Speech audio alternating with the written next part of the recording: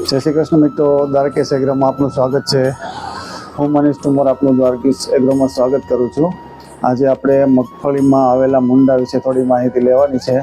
તો આમાં આપણે કઈ દવા વાપરીએ તો સારું એવું પરિણામ મળે, કઈ રીતે વાપરીએ તો સારું એવું પરિણામ મળે।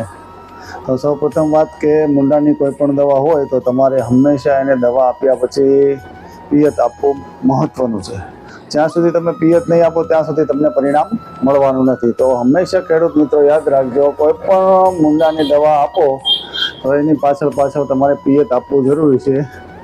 પાવડર ફોર્મ્યુલેશન હોય કે પ્રવાહી ફોર્મ્યુલેશન હોય, પાવડર ફોર્મ્યુલેશન હોય તો તમે રેતી સાથે ખાતર સાથે ભેળવીને આપી શકો છો। ત્યારબાદ પ્રવાહીમાં પણ એવું કરી શકો છો અને ગોળ પણ બનાવી શકો છો। ગોળ આપો કે ખાતર ભેગું કે રેતી ભેગું કે ગમે તેની ભેગું આપો તો એની પાછળ પિયત કરવું જરૂરી છે। તેમાં ઘણી બધી કંપનીઓ તમને દવાની ભલામણ છે, બધી કંપનીઓમાં છે, સિજન્ટા છે, કાનુકા છે, ગ્રેસ છે, પછી ક્રિપ્ટો છે, આવી સારી કંપનીનો હંમેશા આગ્રહ રાખો, તેમાં તમને 100% રિઝલ્ટ મળશે।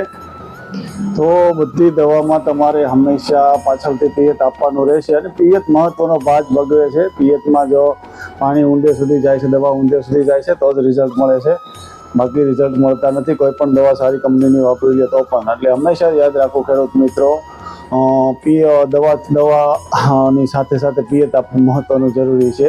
દવા તમે ચાહે ઉડાડો કે ગોળ બનાવીને પિયતમાં આપો, પણ પિયત હંમેશા માટે મુંડા માટે જરૂરી છે, એ યાદ રાખજો। અને વધારે પડતી માહિતી માટે આપણી ચેનલને સબસ્ક્રાઈબ કરો, શેર કરો, ફોલો કરો, કોમેન્ટ તો જરૂર કરજો ભાઈ, શું રિઝલ્ટ આવે છે, કઈ રીતે રિઝલ્ટ આવે છે। જય શ્રી કૃષ્ણ, દ્વારકેશ એગ્રો તરફથી ખૂબ ખૂબ આભાર।